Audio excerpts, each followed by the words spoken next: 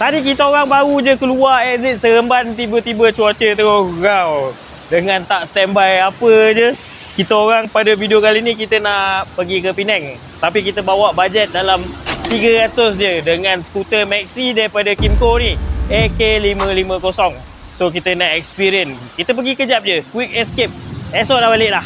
Jom kita tengok apa cerita perjalanan kita pada kali ni. Trip ni sepatutnya simple je, RM300 untuk 2 orang, 2 hari 1 malam ke Penang. Kiranya kita nak buat simulasi lah, bila kita dengan orang rumah kita nak buat last minute planning. Tak ada preparation, minimum budget, just jalan-jalan, quick escape, menikmati pemandangan dan makanan. Tapi apa yang jadi memang betul-betul di luar kawalan kami. Cuaca buruk membuatkan jadual kami lari dan plan terpaksa diubah-ubah, menyempitkan lagi bajet kami. Dan yang paling haru, disebabkan kesalahan kecil, kami terkandas 8 jam di tepi highway. Persoalan dia kat sini, macam mana dengan bajet RM300 tadi? Boleh ke kita kata trip ni sebagai sukses? Assalamualaikum warahmatullahi dan tachahau kepada semua sekutu Gear 6. So macam yang tuan-tuan tahu, hari ni kita ada trip ke Penang. Mula-mula kita decide untuk buat test ride motor Kimco AK550 ni kat Bukit Putus je. Tapi skuter macam ni takkanlah pusing-pusing dekat-dekat je kan, sekitar Negeri Sembilan macam tu. Kita pergi jauh sikit. So kita pergi ke Penang. Jom kita tengok macam mana AK550 ni perform. Challenge kali ni bajet RM300. Semua kena cover. Minyak, makan, tidur, semua. Motor, saja je kita pilih jenis Maxi skuter ni. Kita nak rasa sejauh mana keturujaan rasa skuter yang berada di kedudukan tertinggi bagi segmen skuter. Jadi peluang yang kita ada ni, kita nak test keselesaan dia, kita nak duga smoothness dia, dan orang kata enjin 270 darjah ni balance. Mungkin pendapat ni subjektif. Kalau crank angle 360 darjah yang macam kebanyakan inline twin dari Benelli pakai tu, bunyi dia lebih seksi. Tapi karakter kuasa dia yang linear tu mungkin agak membosankan bagi sesetengah orang. Kalau crank angle 180 darjah yang macam kebanyakan inline twin dari Kawasaki tu pula, power dia sangat efisien pada putaran enjin tinggi. Tapi masalah dia, bunyi yang dihasilkan tak berapa nak best. Bunyi mesin jahit. Inline twin dengan 270 darjah macam AK550 ni pakai, bunyi dia muscular, persis engine V-twin. Karakter power dia torquey dan terkenal dengan mid-range grunt dia. Dan secara amnya, kita nak concludekan jugalah pengalaman keseluruhan endurance ride dengan AK550 ni. Dalam kita test ride tu, kita nak having fun jugalah. Dengan bajet RM300 tu, akan habis dekat motor ke atau habis dekat makanan ke macam mana?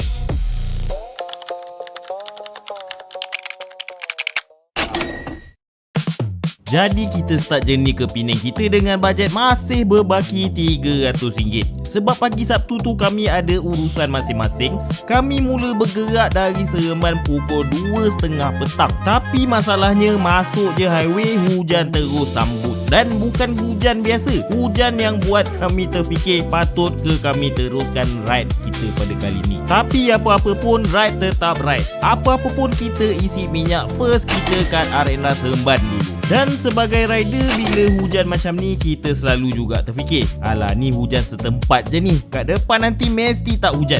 Memang betul. Tapi masalahnya ini dah berselang-seli. Hujan kering, hujan kering. Ride hari pertama ni memang pakaian tak sempat nak kering pun sebenarnya. Dari Rawang sampai ke Trolak, hujan non-stop. Kejap renyai, kejap lebat. Hari pun dah nak maghrib. Jadi kami decide untuk singgah kejap di RNR. Banyak plan kena ubah. Okay, sekarang kita dah sampai ke RNR Sungai. Sungai ke Tanjung Malim. Apalah dah tengok tadi papan tanda. Tapi dah kat Perak. Kita isi minyak kali kedua. Tadi masa dekat Seremban kita dah isi dalam 10.6 liter. Yang ni kita top up lagi. Minyak ada lagi, tapi kita top up lagi minyak dalam 8.8 liter lagi. Untuk safety reason lah. So nanti kita guna matematik berapa kita dah guna. Plan nak shoot dekat Gua Temburong, cancel. Plan nak buat video sendiri Bukit Bukau lepas terowong Menora, sampai situ pun dah gelap gelita dah. Dah tak ada apa benda lagi yang nampak. Timing semua dah lagi. Semua sebab cuaca yang tak mengizinkan. Walaupun cuaca tak cun, tapi kami cuba dancing in the rain. Dan itulah exactly yang kami rasa. Kimco AK550 ni provide ride quality yang premium. Seat dan ruang kakinya yang spacious dengan kedudukan tunggangan yang rendah membuatkan feels membelah highway pada kelajuan cruising terasa mewah dan effortless. Sekarang ni kami betul-betul faham kenapa maxi scooter top tier ni ada peminat dia tersendiri. Jangan tengok ratio price to performance dia je semata. Ini bukanlah kekuatan dia. Kekuatan dia terletak pada keselesaan. Keselesaan yang maksima. Pukul 10.30 malam kami sampai ke Penang. Dalam hati ada rasa lega sikit. Lega tapi basah, letih dan lapar. Plan asal dia kita orang plan nak tidur kat surau je, tapi terpaksa cancel. Tak sanggup kami nak masuk keadaan macam tu. Jadi kami ambil hotel je lah dalam RM95, terus burn dalam bajet kita. Okey, sekarang ni kita dah way behind the schedule. Sepatutnya kita plan nak sampai ke sini dalam pukul 8 macam tu. Cuma tadi banyak masalah dengan keadaan cuaca lagi macam-macam kan. Sekarang ni baru dah pukul 11 lebih lah, baru sampai Georgetown. So, banyak kedai pun dah tutup. Ada tu dah nak tutup. So, kita ambil yang safe punya lah. Kita search kat Google tadi, kita tengok Nasi Kandar Batukul. Dia open for 24 hour. Kita test lah. Inilah purpose ride kita kali ni. Kita nak test semua benda. So jom kita try tengok. Rate dia dekat Google nampak dia macam menarik. 4.6 star. Jom kita tengok apa ada kat sana. Pergi ke kedai nak makan nasi kandar, kedai tutup. So tadi kita dah pergi ke kedai nasi kandar yang macam yang kita rancang tadi. Tapi masalah dia kedai tu dah jelek, dah tak ada lagi. So kita pergi pula dekat Ali IPD ramai-ramai ke orang. So tak payahlah, kita decide untuk randomly jalan-jalan. Masih. Lepas tu kita pergi sebenarnya dekat sebelah hotel lah. Tahu tadi kita keluar pergi sini je.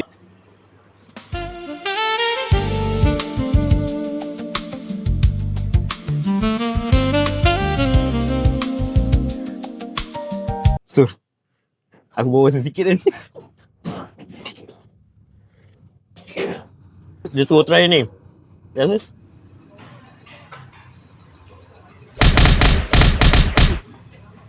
So untuk makan malam hari ni kita makan malam dekat Kasim Mustafa Nasi Dalcha.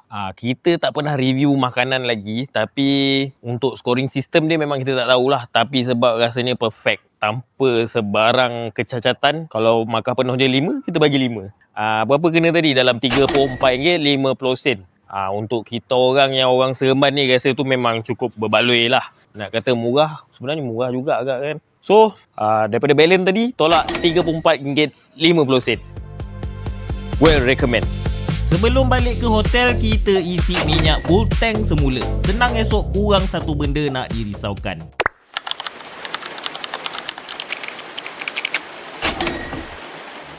Pagi tu cuaca cerah elok. Memang bagi good feeling untuk kami ride balik ke rumah. Tinggal 2-3 scene je lagi kami nak rakam. Maka selesailah kerja kami di Penang ni. Dengan bajet yang tinggal, kami confident lebih daripada cukup setakat nak makan, minum dan isi minyak untuk menghala balik ke Seremban. Jadi untuk sarapan pagi ni, si Poji kameraman kita request nak makan roti canai cicah kari mamu. Pusing punya pusing dan pusing lagi tak jumpa. Maklumlah kita orang luar, nak tanya member-member Penang segan lah pula. Lagipun kami tengah rushing nak balik ke Seremban. Memang tak sempat nak menyinggah lama. Tahu-tahu je lah hospitality orang utara ni. Silap-silap terus kena duduk sembang sampai petang. Last kami decide cari kedai mi goreng je. Lagi senang. Dan mi goreng lah jadi menu sarapan kami hari tu. Sekali pandang nampak pucat je, macam tak menarik sangat. Tapi bila masuk mulut, deria rasa kami meletup-letup. Harga dia pun bagi kami agak berpatutan untuk kawasan pelancongan macam ni. Bila perut dah kenyang, kita teruskan agenda kita. Kami menyusuri Jambatan Pulau Pinang pertama. Jambatan yang 5 tahun lagi tua daripada kami sendiri. Trafik hari tu memang smooth. Sesmooth penghantaran kuasa AK550 ni. Nak accelerate, pulas je throttle. Kuasa daripada enjin terus disambungkan ke drivetrain dan turun ke tayar dengan rasa yang buttery smooth. Untuk sebuah skuter, kalau bukan skuter paling berkuasa, AK550 ni dah tentu antara yang paling berkuasa dalam pasaran. One of the best scooter that money can buy. Koyak je throttle kat side mirror dia yang firm tu, kita boleh nampak kenderaan lain laju je tertinggal kat belakang. Dan ada sedikit getaran seolah-olah pulse daripada enjin crossplane ni yang kita boleh rasa melalui setiap sentuhan badan kita dengan skuter ni. Tapi getaran tu adalah getaran yang baik. Dia naikkan lagi sensasi Beastie Maxi skuter ni. Ada feeling-feeling macam tengah tunggang sebuah muscle skuter. Muscle car tapi versi skuter. Kalau getaran annoying pula hampir tak ada, sebab skuter ni berada dalam kategori premium. Bunyi-bunyi mechanical sangat kurang, termasuklah bunyi exhaust dia sendiri. Kalau tukar aftermarket exhaust sudah tentu lagi menginsalkan. Dari Perai ke Bukit Merah, jalan dia agak bosan sedikit, lurus je. Jadi sajalah gatal tangan kami ni nak cuba cruise control dia. Easy to use dan agak straightforward. Tapi jangan bayangkan macam auto cruise control kereta tu. Yang ni dia tak ada ADAS, tak ada radar, boleh detect objek di hadapan. Dia simple-simple je. Cukuplah sekadar bagi kita lepas throttle kita sekejap untuk renggangkan otot bila dah ride jauh-jauh macam ni. Electronic adjustable windshield dia pula surprisingly pada kami yang jarang bawa skuter high-tech ni sangat convenient. Kadang-kadang bila nak visibility lebih baik, kita turunkan kejap. Dan ada masa kita nak lagi syok berborak dengan pilihan guna intercom, kita nak kurangkan bunyi angin. Dan musuh utama intercom ni ialah bunyi angin. Jadi kami naikkan balik windshield tu. Terus perbualan jadi lebih clear walaupun pakai intercom yang jenis murah-murah punya. Tambah pula kami pakai full face. Even pada kelajuan tinggi pun bunyi angin memang sangat minimal. Selain kelebihan helmet full face ni, dia kurang bunyi angin daripada luar yang masuk kat celah-celah helmet kita ni. So memang biasanya kalau kita pakai full face ni, bunyi dia lebih kedap dan kurang bunyi angin. Satu lagi kelebihan dia, tahu tak tuan-tuan? Mengikut kajian, kebanyakan daripada kes kemalangan berlaku di bahagian depan muka kita.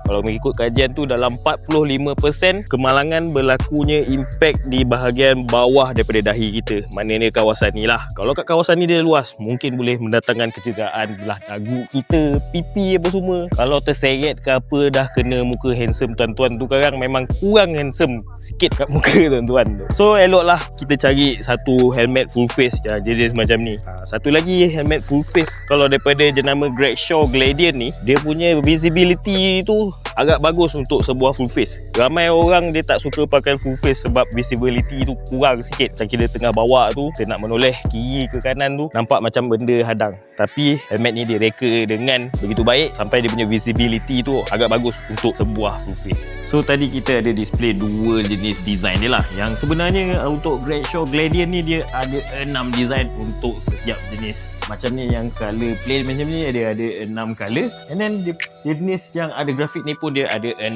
design. Cuma yang color putih yang ada line-line gold tu dia tak ada kat sini lah. Dan satu lagi saya nak tambah, dengan setiap pembelian Gregshaw Gladian dia ada bagi 3 free gift tuan-tuan. Dia ada bagi balaclava, earplugs dengan dia punya anti-fog. Sekarang ni kami teruskan perjalanan balik menuju ke Seremban. Plan asal nak berhenti sekejap dekat Sungai Perak, isi minyak kali terakhir dan wrap up semua untuk video penutup trip. Tapi disebabkan langit makin lama makin gelap, kami cancel semua plan tu. Isi minyak terus je gerak dan memang agak rushing. Kami takut tak sempat nak shoot kawasan terowong Menora tu.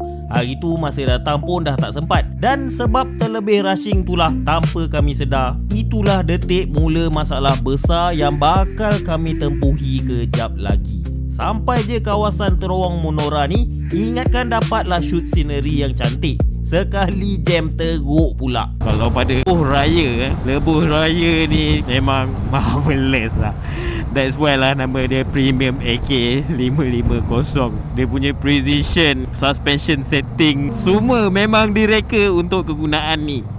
Alamak, jam lah pula. Okey, sekarang adalah masa yang sesuai saya nak bagi review kalau time jam macam ni. Tak semestinya kita bawa dekat highway kita tak jumpa benda-benda macam ni. Sekarang ni memang season dia lah, orang nak pergi beraya ni. Masa kita rekod video ni hari terakhir orang beraya lah. So kenderaan agak heavy. Macam mana feels dia? nak mencelah-celah tu masih boleh lagi lah. Cuma kalau jalan yang sempit sikit tu, bila kita nak ubah-ubah arah ke apa, memang terasa berat sikit lah skuter ni. Biasalah, dia bukannya dibuat untuk mencelok-celok macam ni. Kalau kita tengok di atas kertas pun dia punya macam ni contoh dia kan. Yang itu saya nak sentuh kepada dia punya seat ni lah sebenarnya. Kalau diikutkan dia punya seat height ni sebenarnya tak adalah tinggi mana. Cuma sebab rekaan seat dia yang lebar yang macam ni, yang selesa dan empuk ni, membuatkan kita sedikit terkangkang. Saya yang berketinggian 166 cm ni pun, kaki pun ujung-ujung je. Tak boleh nak flat foot dengan skuter ni. So bila kalau situasi jam macam ni, saya terpaksa kedepankan badan saya macam ni. Kalau betul-betul intense punya jam saya kedepankan sini, baru saya lebih confident untuk kawal motor ni. Sebab nak bagi kaki tu boleh pijak kiri dan kanan macam tu lah. Tapi nak mencelah, nak lane filtering macam ni, walaupun dia lebar, tapi bagi saya masih acceptable lagi.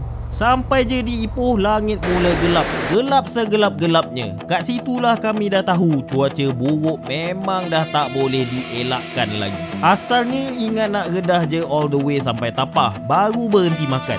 Tapi sampai je Simpang Pulai, ribut terus datang terjah kami. Maka bersidailah kami di bawah flyover. Sempat jugalah berborak dengan rider-rider lain sementara tunggu hujan reda. Dan bila hujan reda, kat situlah kami sedar masalah dah pun menimpa. Motor kita dah tak boleh nak dihidupkan lagi. So pada hari kejadian, apa yang jadi masa tu, saya memang akui lah, memang benda tu kesilapan daripada diri saya sendirilah. Dan apa yang terjadi hari tu, masa kita dah habis duduk kat bawah flyover tu, ribut pun dah reda, kita nak start gerak, saya start engine dah tak boleh nak start engine tu. Dan memang kita syak lah, alamak kunci dah hilang. So apa saya buat, saya carilah kat kawasan kita berteduh tu, dan saya cari kunci tu sampailah ke sum bawah tu. Memang dah confirm tak ada dekat situ lah. Dan sambil-sambil tu Poji pun dia check footage lah. Footage sebab kebetulan masa tu kita ada record jugalah video. Dan kebetulan dia jumpa bukti yang kunci tu memang terbang. So apa yang jadi, masa turun daripada terowong Menora tu, masa kat tol Jelapang, kita nampak kunci tu dah mula terkeluar macam tu dan terbang terus. Dan confirm lah benda tu memang hilang lah. So bila kita dah tahu kunci tu kita tak boleh nak recover dah. Kalau nak patah balik pun jauh, dalam 20 km. Daripada Simpang Pulai nak ke Tol Jelapang tu lebih kurang dalam 20 km lah. Kalau nak patah balik pun naik apa je kan, kita boleh ke sana. Dan possibility nak cari kunci tu balik rasanya rendah. Sebab satu, dia baru lepas hujan lebat tau. Mungkin kalau kunci tu terbang pergi ke tepi tu, maybe dah kena bawa air. So memang kita masa tu kita dah tukar kepada survival mode lah. Kita nak survive masa tu. Kita orang dengan motor tu nak balik dalam keadaan selamat. Apa yang saya buat masa tu, saya ada fikir macam-macam plan lah dalam kepala otak ni. Tapi kita guna plan yang paling selamat lah. So saya contact dengan pengeluar. So macam mana nak buat ni? Dan dia masa tu dia kata, tunggu kejap. Bagi aku fikir dulu. Okay, so tak apalah, kita bagi dia masa untuk fikir apa semua. And then masa tu saya fikir apa yang saya boleh usahakan time tu adalah bawa motor ni ke tempat yang lebih selamat lah, dengan contact Peronda Plus untuk hantar motor tu pergi ke exit yang berdekatan, Simpang Pulai lah. Sebab flyover tu betul-betul kat exit Simpang Pulai tu. So bila kita letak motor kat Simpang Pulai tu, dia lagi selamat lah. Sebab kat situ dia ada CCTV apa semua kan. So kita nak letak motor tu, apa-apa hal kita nak pastikan motor tu dalam keadaan selamat. Kami pun dalam keadaan selamat. Dan Peronda Plus datang, kita pun pergi ke situ. Dan masa tu juga pengeluar kontak kita, dia kata okey, motor kita boleh ambil lah kat sana. Kebetulan ada lori yang lalu ke area tu, so dia boleh pick up lori tu. Dan dia tanya juga, kita orang ni macam mana pula? Dia yang tanya tau. Saya pun malas lah nak menambahkan lagi pening kepala dia kan. Dia dah dapat tolong ambil motor tu pun kita orang dah bersyukur lah. Dan masa tu ramailah yang call kita orang, isteri semua risau kan, benda kita orang jauh lagi pada rumah masa tu. Dan masa tu jugalah abang sulung saya dia contact, dia offer untuk datang untuk pick up kita orang lah. So settle kat situ lah. So nak dipendekkan cerita, dalam pukul 12.30 malam macam tu, 12 lebih, abang saya pun dia datang. Rupa-rupanya dia datang dengan member dia, Abang Zul Ais. Dia orang datang jauh-jauh daripada Ceras, datang untuk jemput kita orang dan pastikan kita orang ada dalam keadaan selamat. Itulah. Dan masa tu saya pun kontak lah dengan pengeluar motor ni, saya tinggalkan kat sini, kat depan CCTV.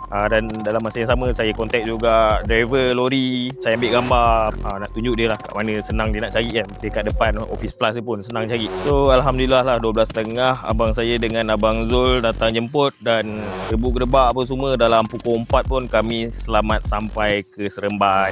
Dan pagi esok tu pun saya dapat call yang katakan motor tu dah sampai kat tempat dia lah. So kami pun dalam keadaan yang selamat lah, kita orang dengan motor.